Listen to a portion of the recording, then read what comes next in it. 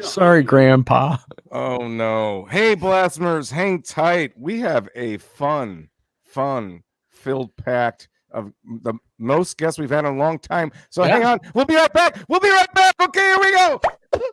Hey, Blasphemers. Welcome to Simple Blasphemy, where we have the best times with the worst topics. We're three friends that discuss everything and nothing, from wacky headlines to games and trivia. All subjects bizarre and risque are on the table. Our weekly guests range from friends, musicians, and artists to professionals in a variety of industries. We go live on Facebook and YouTube every Tuesday night at 9 p.m. Eastern. Want to support the show? Join our Patreon. You can find it and more at www.simpleblasphemy.com.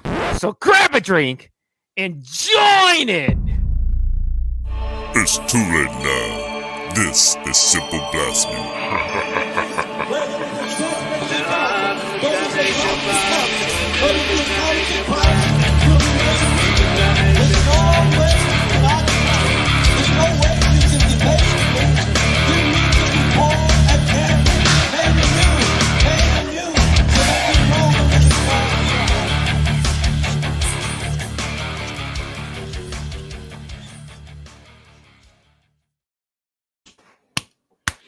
Oh, look who's there. Oh, look who's there. Oh, my God, surprise. Oh, my gosh. Would you believe it? Sorry, welcome to late. the Simple Blasphemy podcast, all you blasphemers out there. My name is Zach Ward, and I have here with me always Andy.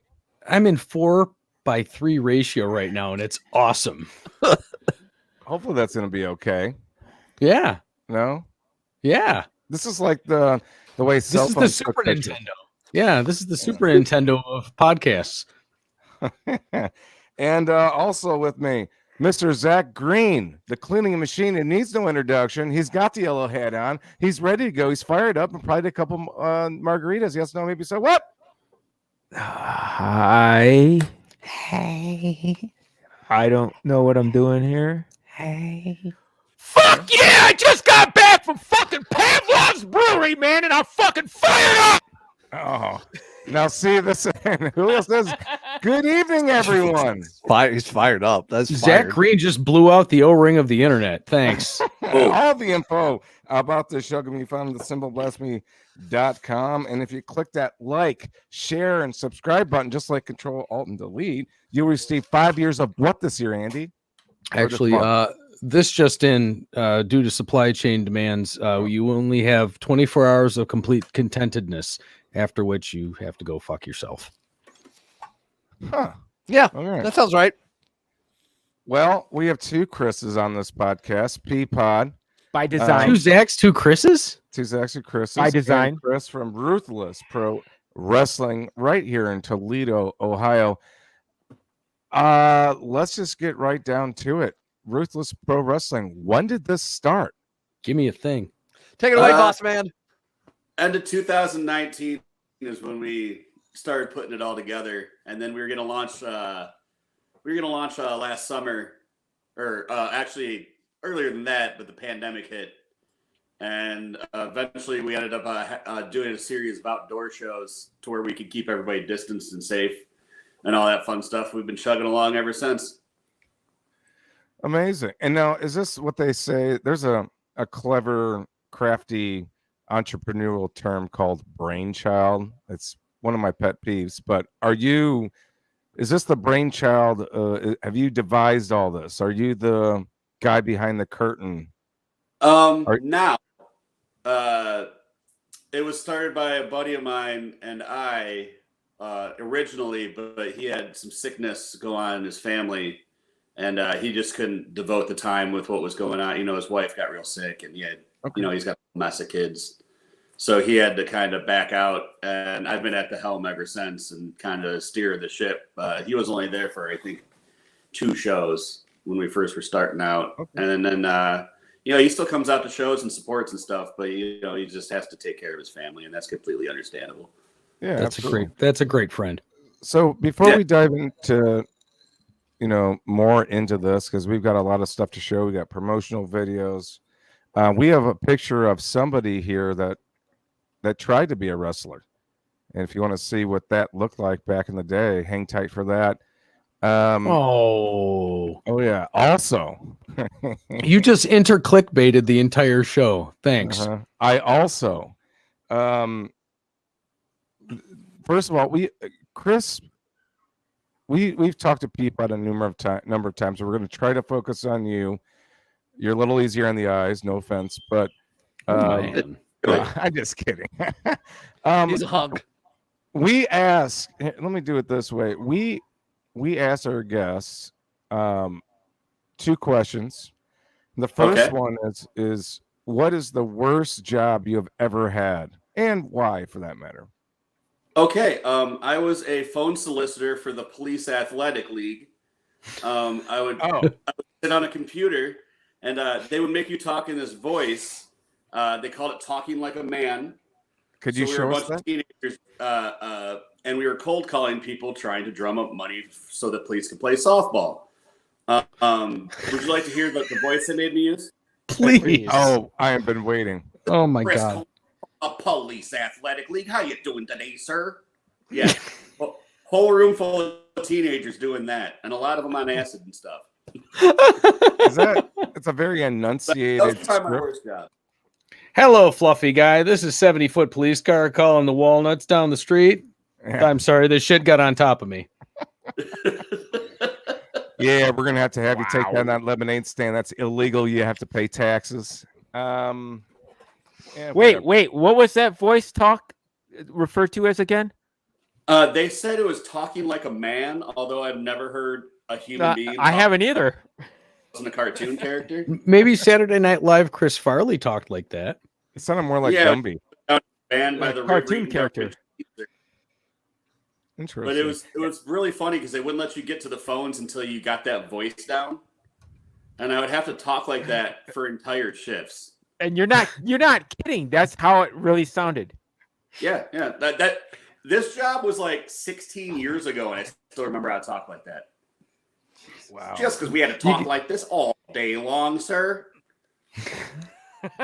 So You get done with work, is like, yeah, like a burrito supreme, no sauce, extra sauce on the side in a separate bag. So you haven't introduced us to your pal. That's right to your right, to our left on the screen. Oh, pork chop Who's this? here. This is my little bulldog pork chop. Pork Look at chop. them jowls. Look at them. Look at that. In the background. All right. Before we get Beautiful any lump. farther, a lot of people don't know this, and in fact, Chris, you might not know this either, but Peapod actually attempted in his early years to actually go into wrestling, and Really? he actually did. Did he failed to mention Oh, this? the look on his face. This is Oh, new to shit. me. I don't know what's going on here. I just watched the Now- ring light in Peapod's eyes dilate. Before I show this picture that I scoured the internet for, at one point in time, him and I actually had a lot of hair. Oh, I know what you're getting. Oh, I know. Okay. I know what this is. I know exactly what this is now. Let's I just will take a explain look. it after you post it. All right, you explain this one. Take a look at Okay. young Peapod. Okay. Is that Hacksaw Jim Duggan? That's not No. me. That's Billy Bob. Yeah. All right. Peapod, did you want You one can more bring back time the for the? No. I mean, Did I mistaken? Did I? I apologize. Now I'm embarrassed. What was that? I thought you Uh, had some deep Peapod gold he was hiding from us all. That I was gonna go MySpace. straight into the RPW group chat the second we got. if you go deep enough into my Facebook, you will find old pictures of me. In college, I was part of a pro wrestling talk show for the University of Toledo called Capture Suplex Radio, and I actually that's where I met some of my closest friends to this day. There, but we did promo picks, and whoever won the pay-per-view picks, each one had our CSR title, and there are a couple of picks with me with hair. Hanging and taking photos with a replica child-sized U.S. Title. So if you go deep enough in my Facebook, you can find photos of me with hair and a child's title belt. Andy very well might be looking for that, so we can post. Yeah, it. I Who can knows? see it in his eyes right now. Um, I'll post it. I'll post it. I never took it down because I always love sharing it. And then people go, "That's you with hair? You're like a totally different person." I go, "I know." I don't think I could picture you with hair, but I haven't known you very long. I'll throw it up. Anytime somebody says I can't picture with hair, immediately that other person gets the Fabio shit. They get the full blonde blowback. Like, so right now you're on the romance novel, Peapod. So let's just run this promo and see what information we get here about Ruthless Pro Wrestling RPW. Ruthless Pro Wrestling, the newest and hottest pro wrestling company in the Midwest. Featuring today's hottest talent and the wrestling stars of tomorrow. With hard-hitting and high-flying action. And a reputation of the high-stakes world of deathmatch wrestling. Join RPW at our monthly live events. Or stream us anytime on IWTV. The internet's premier streaming service for independent wrestling. Join us for all of the ruthless action. Ruthless Pro Wrestling is not just a style, it's a lifestyle. Capiche?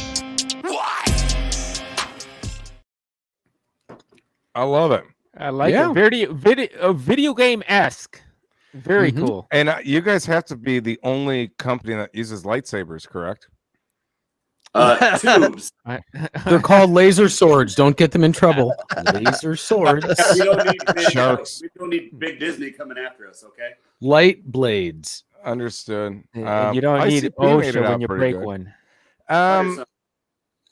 Talk to us about this. Is intriguing, and this is one of the coolest things about podcasts and shows like this is you get to kind of dive into an industry that, quite frankly, a lot of people just don't have a whole lot of information about or just don't know. In fact, just like I was speaking before, I had no idea how that Magic card game worked until I went to a card shop and this guy spent about a half an hour and 40 minutes or so. Not Magic cards? Yeah, talking and explaining the game. Man, so we're not no. Don't you let your Dory mind go.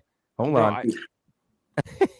I just want you to know that, I'm working on it. I'm really working on it. I have one. What do I do? What's this wrestler? Wait, what's that wrestler's name? $20 is $20. Cool. Hang on, I'll pull it up one more time. Just one more time. Oh, look at that.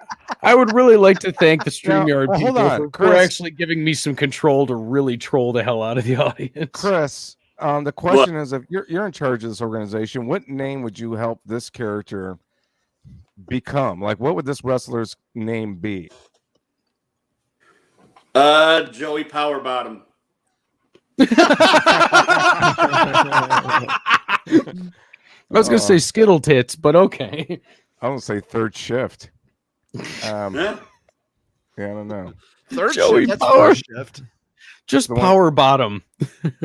As italicized as you can get the font without it being completely illegible. So, okay. So how difficult is this putting together a monthly show? Are you involved in the matches as it relates to, hey guys, we're looking for this? Because I mean, every show has to have something. It has to have some kind of sprinkles on top, right? It can't be just the same old, same old. How does that work from your position? It is a 24/7 job. It's like having 40 children that all have their problems. They're all having problems here or there, might not be able to get here or there. The best way to do it and how I try to do it is I try to get a couple months ahead on shows so I can get the people I want, because they're working everywhere every weekend. There's promotions all over the country these guys are working at. So I try to get out ahead of it, and I'm trying, and so you can tell the stories you want to tell. Because like if you're have a match that's building up to something, but then the guy it's building up to isn't available in February or whatever month, it just fizzles out. Right. So I mean, it's a lot more work than most people possibly imagine. Wow. Chris does an incredible job doing and being basically the ringleader for all of us crazy, methed up clowns for pro wrestling. He does a great job, bringing great matches in, great people in, talent in the behind the scenes to help alleviate somewhat of the pressure when we're not in our group chat coming up with stupid ideas and things that we want that will never happen. But it's a lot of fun. It's a lot of work. It's a lot of grinding. It's a lot of labors of love. But all in all, like, we love what we do, and I do a small part and help with social media and also the commentator of one of three people that do a great job. So yeah, but the commentation is like one of the most important things if you look back to WWF and all that stuff. Yeah, it helps set the scene and help bring people to the table. But we do a part that if people are not paying attention to us and complaining about us and they love the action they see in the ring, we do a great job. We are the don't worry about the man behind the curtain. The real show is Oz. Gotcha. I mean, does anybody say that you're the Mean Gene of this organization? I would say they're a damn liar, because there's no way in hell I would ever be even remotely a fraction as good as me, Gene Okerlund. Would you ever consider Peapod to have just a mustache and not a beard for this organization? Yeah, could you wear yourself a nice tuxedo with a red carnation on it and give me some of that? What about Blizzard Bill? Can he give you a carnation after every? Blizzard Bill Mean Gene at Halloween. I could shave the beard. Mean Gene at Halloween. Wow. Blizzard Bill. Blizzard fucking Bill. So let's talk about what's coming on before we lose all the people that watch the show. Peapod, walk us through this. What's happening? Where is this? Hook us up. What's going on? So we are. This is our final show for the year. This is happening in Mabee, Michigan. Happening Saturday, November 27th. 2460 Blazer Road in Mabee, Michigan. It is at the Overseas Veterans Association. We are crowning our tag team champions. We have two other champions. We have our RPW World Heavyweight Champion. His name is Justin Kyle, big old beefy guy. And then we have what was called our Rust Belt. That is more for death matches. That is weapons. That is light tubes. That is everything and the kitchen sink you can find. A very intriguing men and women that are involved in the death match scene. We have that belt called the Rust Belt. And that is held by a gentleman named Dale Patricks. But we are crowning our first ever tag team champions. Okay. I have a question about fluorescent lights. Yes. Yeah. Don't call them that. Don't call them that. What are they? Light tubes. CFLs? CFLs, Yeah, right? I mean, they're T12 light tubes. They're the Okay. same thing out of the ceiling at like a grocery store. The reason I asked this is because I might have a secret supplier for CFL light tubes from an unlikely source, because about once a month, look at how interested they are. I'm not kidding. I'm not I've making never this seen up. you I'm not aroused two embellishing. men. I'm quite aroused myself at telling them I have not seen such beard action in a long time. The neighbors that I have put out at least a half a dozen of those things a month, and I don't know how many you need, but like if you get 6 light tubes. Okay, so from now on, I'm going to see if he'll just supply them to me. You might have to drive over the border into Michigan, but I will gladly help do the Ruthless Pro Wrestling light tube food Sponsorship. drive. I will gladly go over to the over the border of Michigan, see your smiling mug, and get some light tubes. Would love to help you guys with my neighbor's CFLs. And Fantastic. Zach, Honestly, getting the light tubes is half the battle. because they stopped making them like in 2012. Oh, that's right. That's right. They got that LED now, and you can't use LED.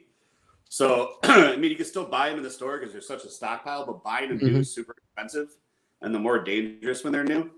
So, like, I'm always scouring like Facebook Marketplace and all kinds of shit, just finding caches of this thing. There was. I'm going to write this down. It's yours.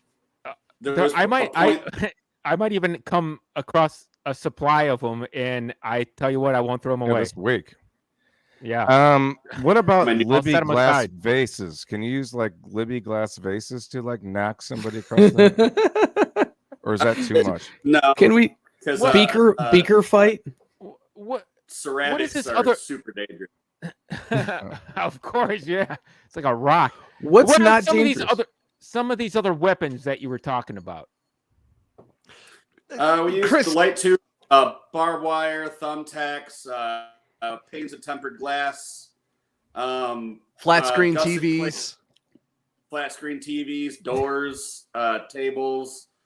I mean, all kinds. We got a match coming up. We're gonna have some cactuses involved. That's at the next. Hi, I'm the next- LA Beast, and I'm going to eat a with, cactus. We're gonna take the ropes down and replace them with barbed wire, and then there's gonna be cactuses in two corners, and then doors covered in gusset plates in the other two, and we're calling it a prickly situation match. Yeah. What gusset plates are? They hold up homes. They hold up the foundation of homes. Like when you make a foundation to a house, you ever notice how there's those plates like nailed into the wood? Yeah. Those are gusset plates. Are they And they L's? just- L's? I don't know. Jesus. What are you going to call that match? The gusset plate one? Yeah. That one's called a prickly situation match. Mm. And then we got It's the same one. Okay. TVs and light tubes, and that's gonna be an in-living color match. Now I'm assuming that you're open to ideas that you'll turn down, right? Like, what about like a taser thing where you have a tag team partner that shoots a taser gun all the time? No, the tag team, and then the person that's in the ring gets shot with a taser at the beginning of the match, and they have to fight as they go down. That's horrible. It's horrible, but then he's thinking, "Is like, wait, how can we? No, Can I make this New happen? Jack did it to Vic Grimes, so Oh my god, that's what I love about it. I went to Riot Fest in Chicago roughly 5 years ago or so, 4 years ago, and they literally had a wrestling organization like yourself that was doing live matches throughout the day at the festivals. I mean, the Cure's playing in the background, and they're having a match. I mean, it's pretty sweet. I worked one of those recently in DC for the Cannabis Festival. I went down with some friends, some worker. We actually left our show. I piled into a van and went and helped them out down in DC just so I go to the Cannabis Fest for free and see Method Man and Redman. Wow. Yeah, it was a fun time. I mean, can you guys do like here in town? And again, we have a lot of people. The majority of our audio listening audience is in India, believe it or not. But can you take this to like the rib off? You know what I mean, and really get a lot of people, or no? Well, we could if we did traditional wrestling. Okay. Which most of our shows are. You know, like 3/4 of the show is going to be that, and then we go into at the end the hardcore stuff. The thing is the reason we go right over the border to run is that it's illegal in the state of Ohio to use anything that can puncture the skin. So thumbtack, you use one single thumbtack in a match and they can shut you down and fine you. But in Michigan, you can do whatever the hell really? you want. No shit. I thought that would be the Is opposite. that That's is that awesome. because of the backyard wrestling movement of the early 2000s and late 90s? No, what it is that certain states put together athletic commissions and certain states don't have one. Okay. Michigan does not have an athletic commission. Ohio does, which means that you have to pay fees to monthly to have a license to do it. You had to adhere to their rules, and then if they don't think you're adhering to the rules, they send out a representative that you have to pay to be there to watch a show that can shut your show down, and then they take 25% of your door for having to come out. It's really shitty. Basically making it kosher or not. Wow. Yeah.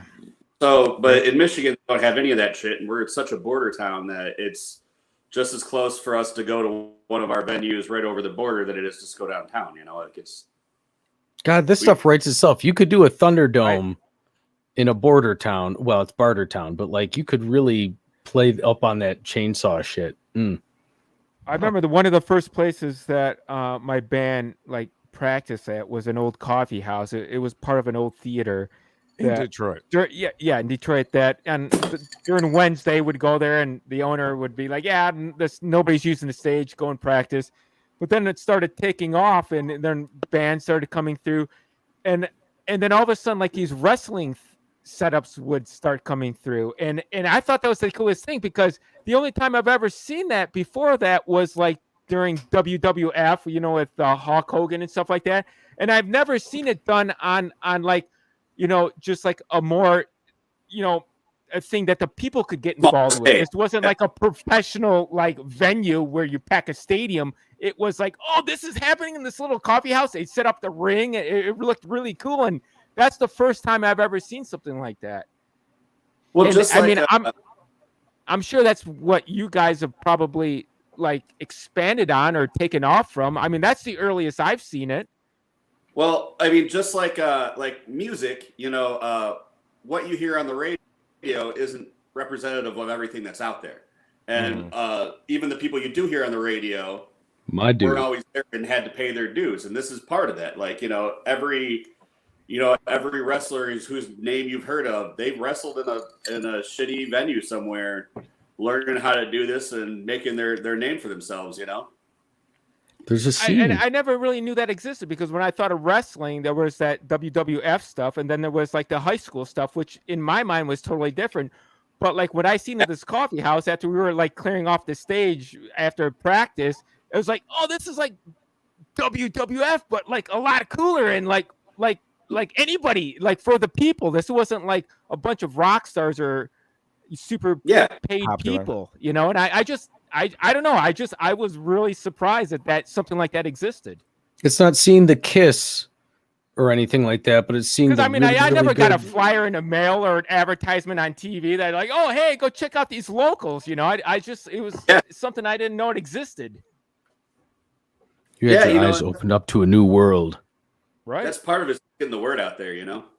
That's what Pod and I were doing earlier. We're around the venue and started flyering all the bars and restaurants that were up there and letting them know what was going on. And everyone's like, "Oh wow, this is going on here." It's like, yeah. So a big majority of the experience is having people participate, like kind of what Andy and Zach were saying, is you almost need that crowd, to get involved and have a good time. What's been some of the successes of gaining crowds? Are you seeing repeat people, stuff like that? How is that? That has to be the biggest challenge. I'm assuming, Peapod, that's part of your, experience, is trying to just get people involved, right? The biggest thing with this is getting the word out there and working with a lot of like great independent talent, because a lot of the talent that we have on these shows, they float around from a lot of these, for lack of a better term, territories and different wrestling companies in and around not only the area, but the more you grow, the bigger you can get. You can possibly even travel. And just recently, we did a huge event with a company out of that was based out of the New York, New Jersey area, that for a weekend in the beginning of October was in Fenton, Michigan with us. And we put on a week. We were part of their big 2-day, what's called the Deathmatch Circus. And we were on day 2 with our event. And we were live streaming on a service called IWTV, which is the Netflix of independent wrestling. So all of our shows and all of our events are shown on there. Awesome. So that helps. And, with being on a streaming service like that, we've had coverage from people like literally one of our sponsors for one of the tag teams in our tournament is out of Australia. Like, wow. It's incredible to be on a platform like that. So it's great with technology, but also the men and women right in the area that we come out to and, promote our shows and flyer it up. The world of, starting a band and being a pro wrestling company is a big Venn diagram. It's very like similar circles. So it works with both of us, both Chris and I, both have experience in the realms of music, in the realms of marketing, in the realms of promotion, to come and help put this very unique, very crazy, interesting product out of the Midwest. And there's tons of great companies in and around the country that are these local, quote unquote, promotions. But a lot of these men and women and the talents that are in these companies do this grind, do these circuits, and they eventually get into a larger company like your World Wrestling Entertainment, like All Elite Wrestling, like Game Changer Wrestling. Is it because of the program? Like, this program's professional, they have it together, and you kind of combine together to just increase. I'm assuming that's what that would be on a more of a business level, right? How many people are on your roster and not somebody else's then? How many wrestlers? See, in the independent scene, it's all kind of like, there are people that do regular circuits, and Chris can correct me here and there, but there are men and women that are the companies that they'll always hit because of the professionalism, for the action, for the satisfaction what they do. Video's good, pictures are good. Yeah, we are professional. We have things organized. Everybody's there on time. They get paid on time. Everything is locked down good. It's not just a bunch of people. Merch sales are up. They can, they think they can do something. They generally have a good time. That's awesome. How it works really is, no one's just, when it's the indies, no one has like contracts where they only work at one company.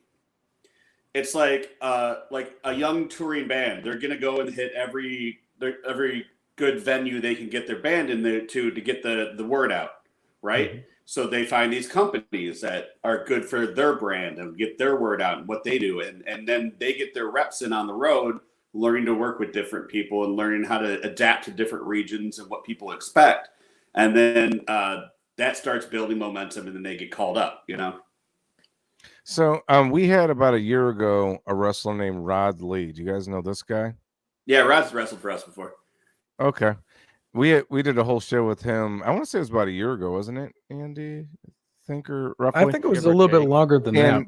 Even like after we had him on the show and following him on the social media, especially, it had been more because we went through COVID. I remember seeing him. It's interesting to see him his brand is changing, and he's coming up with new ideas, and he's, perfecting his craft as a wrestler. I'm assuming that's just what you guys are working with. There's people that really take things to the next level, and there's probably some people that just like, hey, whatever, just do this, and it's a thing. Does almost everybody like you see those bands and stuff touring the nation, they have t-shirts and stickers, and some of them make glass bongs and whatever they can make. Is this the same kind of thing then? Oh yeah, everybody's got their own merch.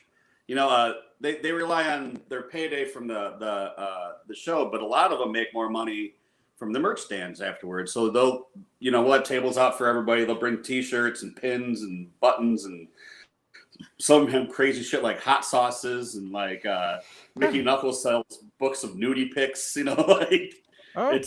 it's weird. Like, everyone's got their own hustle. It's like it's literally like a strange bazaar and wrestling and everything. But yeah, you like what you see from the person. You buy a shirt, you buy a sticker, you buy, much like in an independent, like in a local show. You like the band, you buy a sticker, you buy a shirt, you buy a CD. You like their brand. Now, as far as like the commentators go, like Peapod, will there be maybe next year a like RPW calendar of Peapod, perhaps? I'd like to claim January because that's my birthday. So, you know what I mean? Like every month is Cocktober.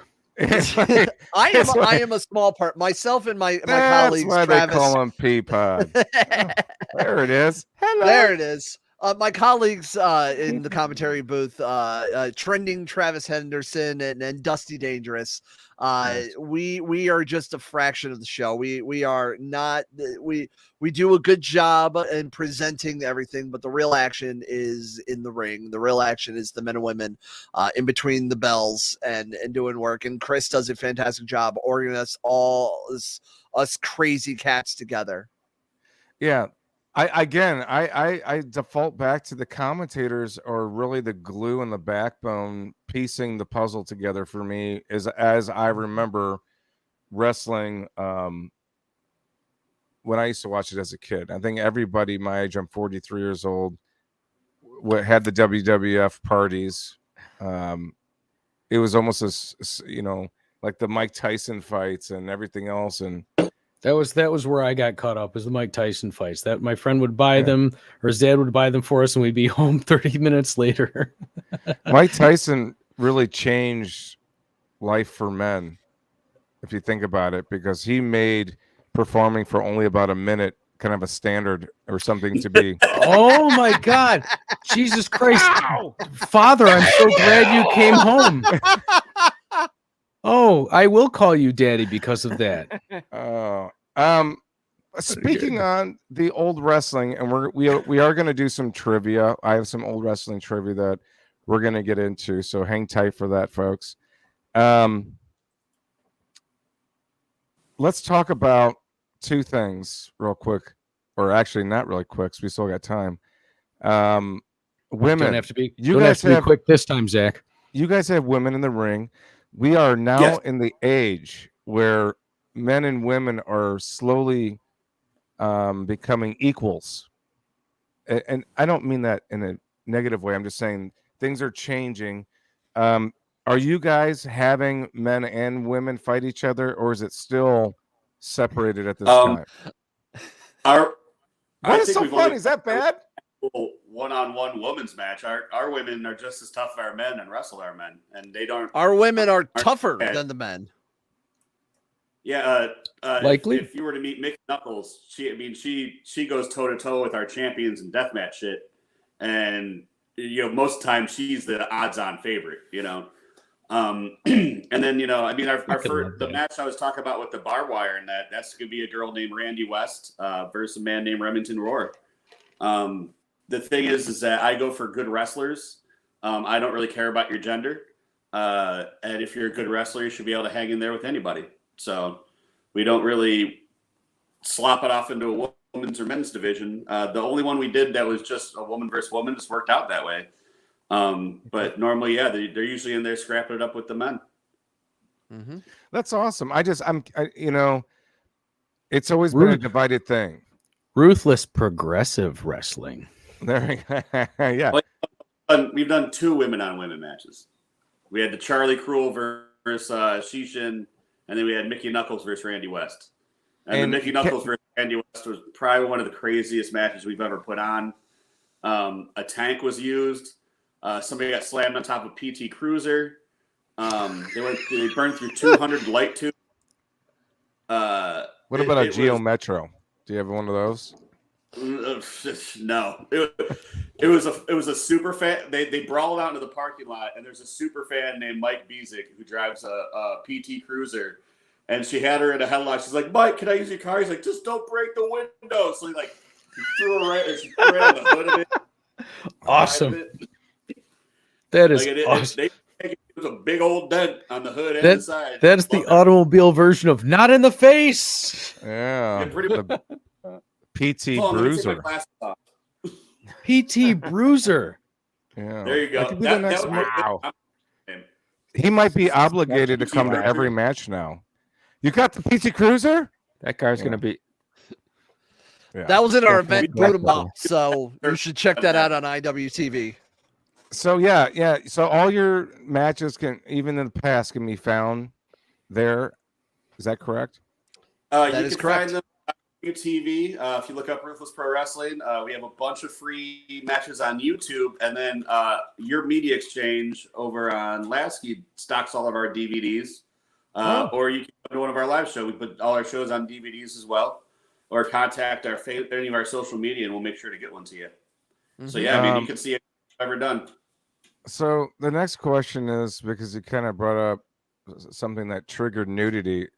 What happens when a spot or part of the body is supposed to be covered? Is this like we were talking about? What if you got a whole bunch of thumbtacks in your balls and one of your A balls dripping popped out? ball, like a dripping ball from one side. Perhaps a nipple? What happens? hasn't happened yet. Side boob. I don't think we did have somebody have a ball come out once. They were able to do that pretty quick.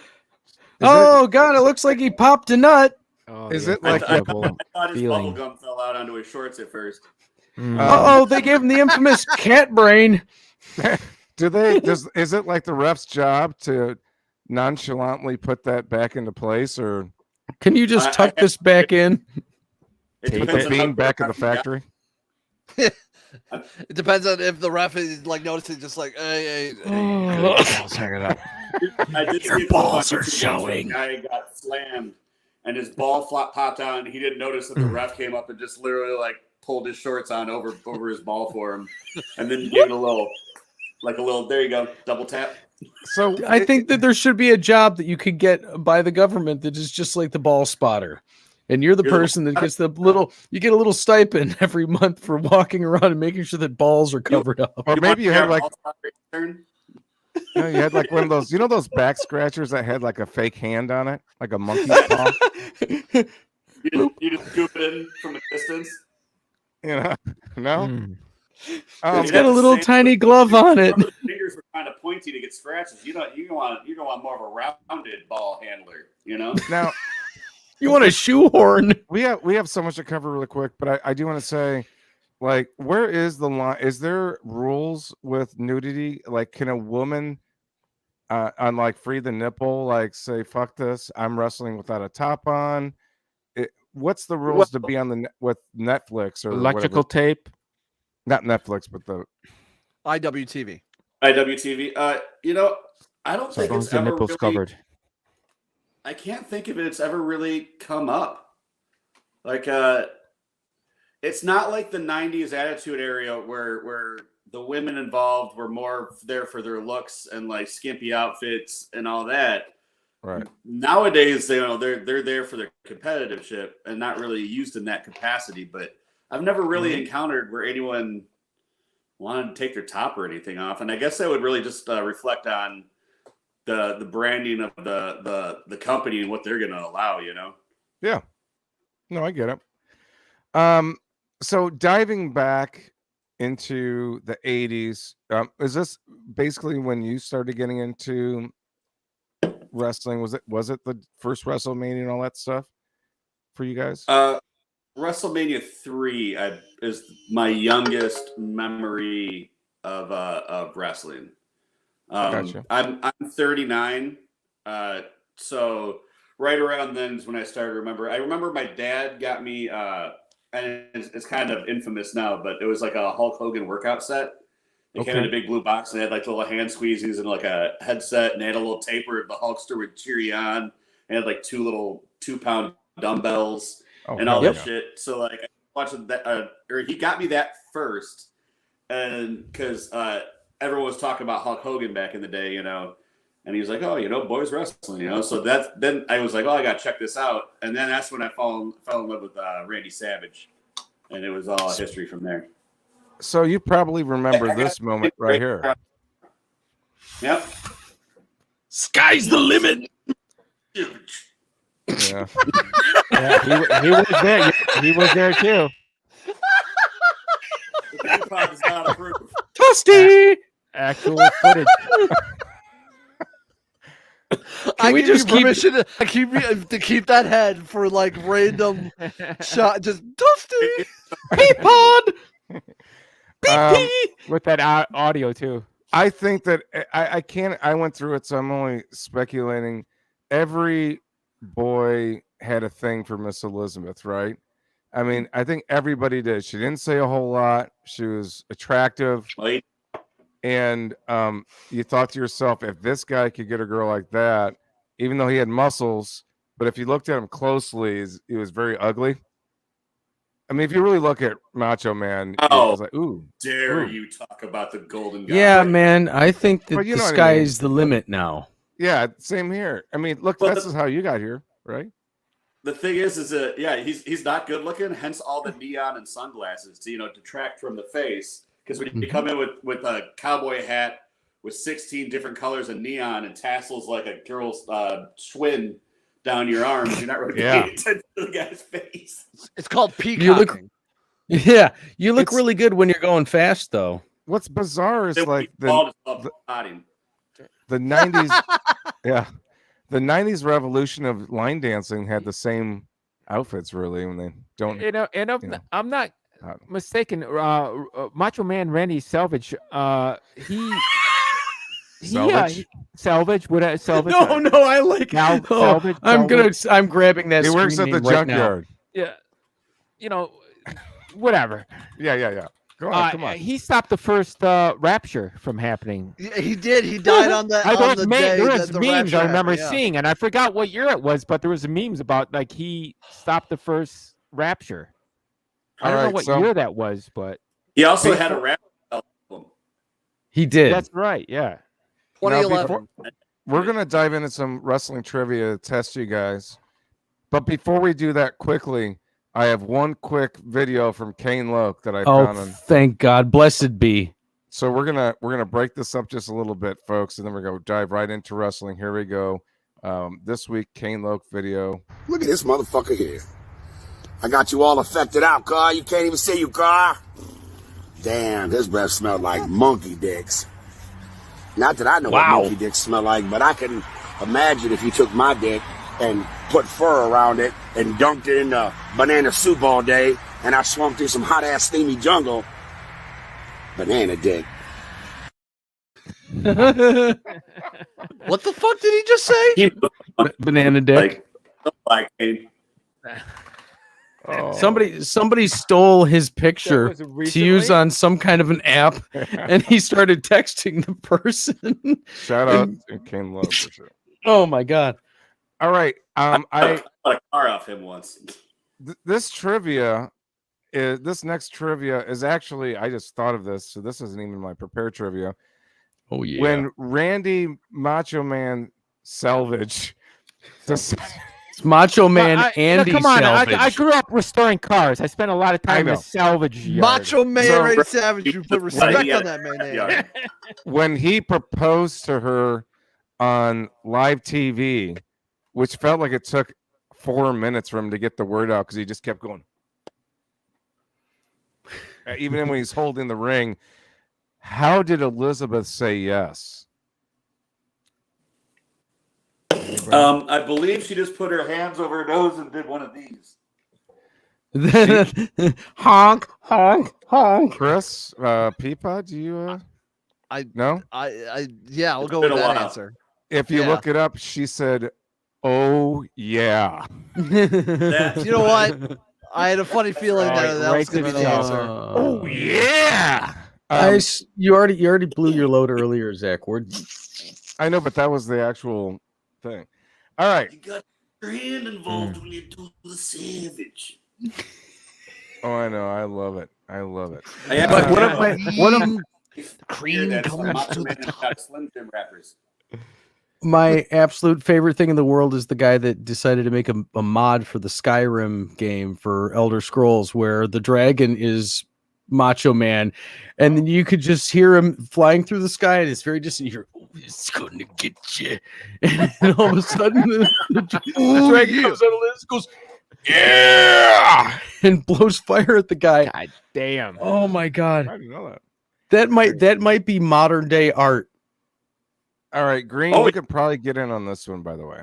I doubt it. First question, well, second, technically.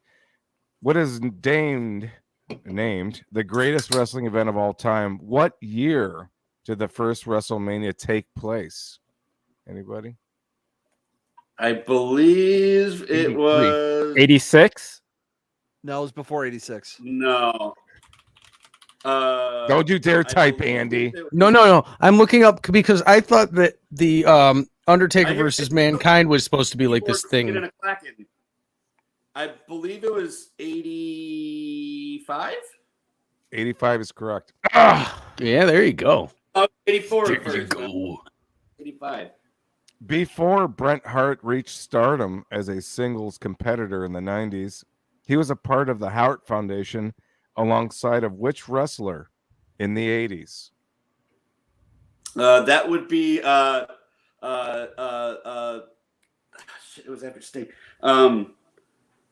You can see him, right? What's that? Jim Neidhart.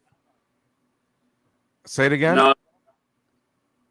The Hart Foundation. Oh, it was Owen Hart. Jim. Wait, it was before the Hart. Say the question again. Hold on. No. That's his tag team partner. Jim Neidhart. That's correct. The Anvil. The Anvil. Good. Okay, I thought you were trying to do a trick question back when you used to tag with Sting before. Yeah. No. Because it said it says it. Before Bret Hart reached stardom as a single competitor in the 90s, he was a part of the Hart Foundation alongside of which wrestler? The Hart Foundation was with Jim the Anvil Neidhart. Yeah. Yep.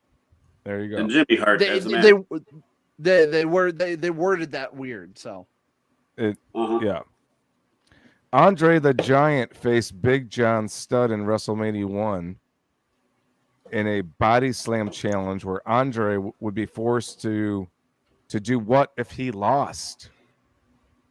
I think it was like paying $1 million. That is incorrect. I know $1 Million Man was involved. So once I watched WrestleMania 1. He would be forced to retire.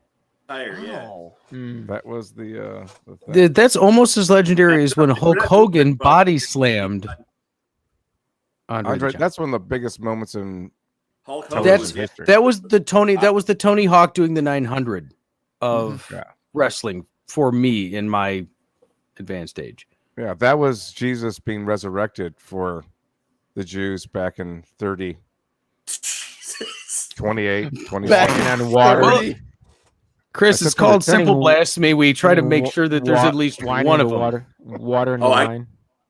Oh yeah, water in the wine. Yeah. Thanks, Green. I forgot about that one. Here's the next question. Rowdy Piper was so good on the mic that he was given his own interview segment known as what? Piper's Pit. That is correct. That was a good. You split the uprights on that question, Ward. That was a good one. Okay. One of the most featured heels in the WWF. No one wanted to get caught by which signature move from the Iron Sheik? Camel Clutch. I was going to scream Boston Crab. What? Oh, that's a move. That's a move. You sit on somebody, small their back, and you pull their legs up like this. My brother used to do that to me. Go, the Boston Crab. He's absolutely correct. That's a move. Yes. I thought the Boston Cream at first. Anyway. Yes. No. Here's the last question. Look at Green's face. You guys are pretty much tied. Green, you're last. No, of course. I don't do trivia. I know. Never. It's a staple here. Give a fuck. This is for all the marbles. Shit. We are pretty much tied. And I actually couldn't remember what the answer to this was because I actually had to take the quiz. And if I thought the question was, reasonable, I used it. And I couldn't for the life of me remember. Macho Man Randy Savage let go of his ego and teamed up with Hulk Hogan to form what? Mega Powers. The Mega Powers. That's incorrect. The Mega Powers. The Mega Powers. Is that like the Power Station? I'm just kidding. Chris, I think you won. Oh. Yeah, because they had the part I remember that. I remember that. Yep. Oh yeah. Yeah. There's a reason why everybody's internet is stuttering, folks, is because Chris and Peapod have decided to bridge the gap through the StreamYard windows. Yeah, I know. So, has there ever been a situation in your guys' life that was similar to Hulk Hogan and Randy Savage taking a little extra time to do a handshake? This morning using the bathroom. It took a long time. Yeah, you know, I use the bathroom more often than ever now because at age 30, I don't trust any fart. Yeah. It's the O-rings. They're not farts. They're extra trips back home from work. I've been betrayed by so many farts. You've been tripped. It's the bearing seal. Yeah. Keep that fucking dope from blowing out your fucking rear axle. I'm going to be 40 in less than a month, and now I'm just worried that this shit's just going to leak down my leg as I stroll, look at like a nice pair of comfy slacks or whatever. Yeah, especially with all that shit they put in the fucking new type of potato chips and stuff, so you don't put on the weight. What do they call that shit? The trans fat or whatever. They oil up the fat just so it just fucking leaks out. If you guys want to go down a fun rabbit hole when we get done with this, just Google sugar-free gummy worm or gummy bears. I've heard about that. Oh yeah, I've heard about that. Can you give us the elevator pitch for this? Paraphrase. Basically, you get explosive, painful, irreversible diarrhea. Irreversible. And it happens pretty quickly. Quick story. Me being the wise ass I am, I was like, I'm going to get some of these off the internet. I'll leave a candy dish out. I'm not going to offer them to people, but if they help themselves, it's on them, right? Well, that backfired because I got a 5-pound bag, and my dogs at the time both got into them on the same night. My girlfriend and I heard the sound of what sounded like somebody dumping a cup of water in the middle of the night, but we were just like sleeping. Like, yeah, whatever. So I get up to go to work. I got to be out the door in 20 minutes. There's a waterfall going down the stairs, piles of it everywhere. And I got to be out. I was at the time executive chef of a country club. I couldn't be late. So I had to I went and I rolled a joint and I left it forward next to the bed. And I left a sign that says, before you leave this room, I want you to smoke this and know that I love you. And, yeah, it was real bad. It backfired. I was like that was a rugged story. Literally backfired on you. Yeah, we had to rip some carpeting out. We had to bleach some hardwood, restain. It was a situation. It was at the time I had a boxer mastiff and a pit bull, so they were both very large dogs. The mess was large. When I say waterfall, I mean waterfall. We're talking voluminous. There's a video of one of those food competitive eaters, and he's like, I'm gonna eat this 5-pound bag, and by the end of it, it's him shitting into his bathtub because he overflowed his toilet, openly weeping, punching holes in the walls of his bathroom. So yeah, that sounds like a trip to I need to see that video now. I need to watch that. That sounds hilarious. That shit shits itself. They purposely. That sounds like a trip to Golden Corral. They purposely engineered this shit for that to happen. Well, so why spend money on a laxative anymore? Why not buy some sugar-free gummy bears, pop a couple of those little golden darlings down your throat, and you're good to go? I mean, what are they thinking that? Like when user reviews for sugar-free Oreo gummy worm or gummy bears. Like when they made those, did they think, oh, no big deal? Somebody's only going to eat one, maybe 2 at the very most. Well, they might only get a wet fart. And then maybe just a wet fart. What are they? Serving How size many does it? Bears on the packaging. So you automatically you've dosed yourself. You've committed the second you open the bag. Microdosed. You've microdosed. Doesn't it look like Peapod's ordering them on Amazon right now? Do they still make them? He is. He totally fucking is. I was trying to find the video he was talking about. I can't find it. He's like, ooh, it's free Prime delivery. Daddy's going to Wisconsin to eat all the cheese he wants. The video is like, is he in the bathtub and openly weeping? But you see a plunger that the handle's broken in half, hanging out of his toilet. Like he was violent. man, a 5-pound bag of those and rent a hotel room in the inner city. Along Fucking artwork. a few years ago, I was on my way downtown to play at Frankie's, and I was dressed up. It was 80s night or whatever it was. We were playing in the basement, and I was dressed in like a white suit and stuff with like a Hawaiian shirt, and I felt like I looked really good. And as I'm driving down there with my friend, I got diarrhea, and I said I need to go to the bathroom, and we're on the east side. And I'm like, you have to take me to Wendy's because at least they have the one holer where you walk in there and it's just a door and you can lock the damn door. And my God, the thought of somebody doing the gummy bear thing to themselves and putting themselves in that situation. Well, that could be violent and painful too. That could be a wrestling challenge on its own, right? Couldn't it? Oh, you give some. Oh my God, the gummy bear challenge. It takes place in a swimming pool, an empty swimming pool, with a couple of skateboards just in case. That's not a bad idea. Like, this gets half the door. Like Hugo's Code Brown Force, you know. Sponsored by Quick Job Power Washing. At music festival over the weekend. Picking up what?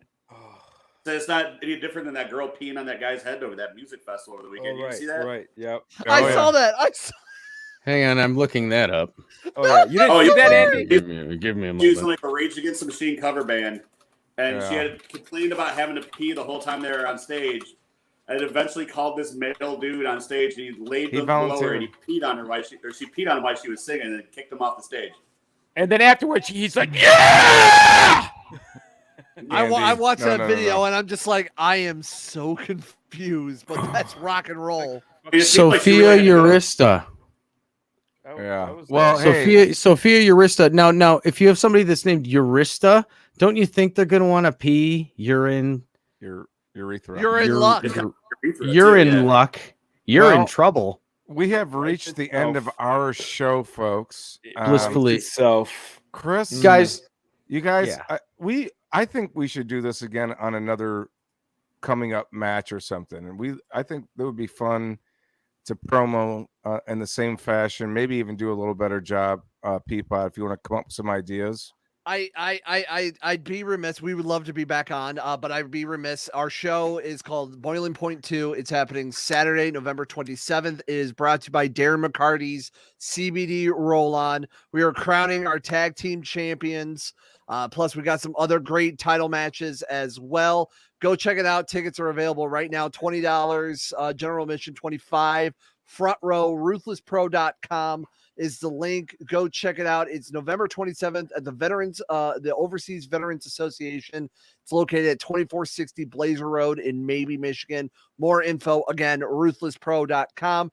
Check us all out on IWTV. Check us out all of our events. Follow us on social media. Check out some free matches on YouTube. And come support great independent pro wrestling. Independent entertainment. And lastly, we use Patreon. There's people that support us on this show, and we truly appreciate them. And I noticed you guys as well have a Patreon. And what a great way to, let's face it, it's local art, right? And for $5 a month or $10 a month, I remember you can get, if I remember correctly, you can get some stage props or something like that on occasion.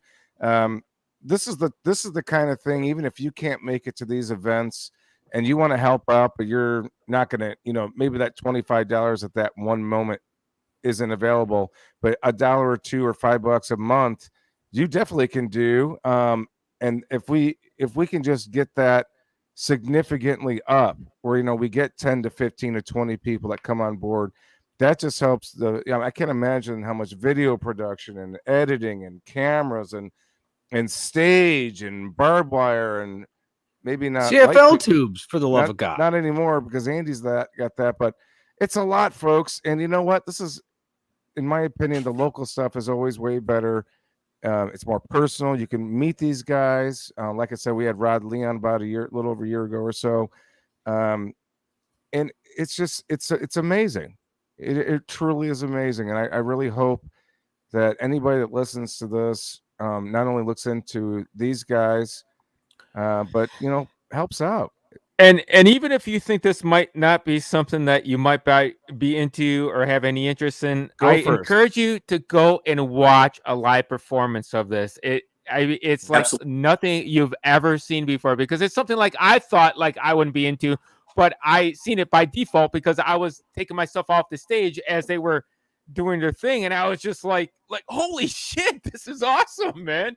So literally, if you don't think this might be your thing, check it out. It's an entirely different thing than what you think it is. And lastly, if you've made it this far, and we truly appreciate it, let us know where you're tuning in from in the chat, in our Facebook, and this YouTube, whatever. Just let us know. We'd like to know where you're tuning in from. Typically, we have an outro for the show, but we're going to leave today with just your guys' video for the business. Mm-hmm. We hope to see you guys next week.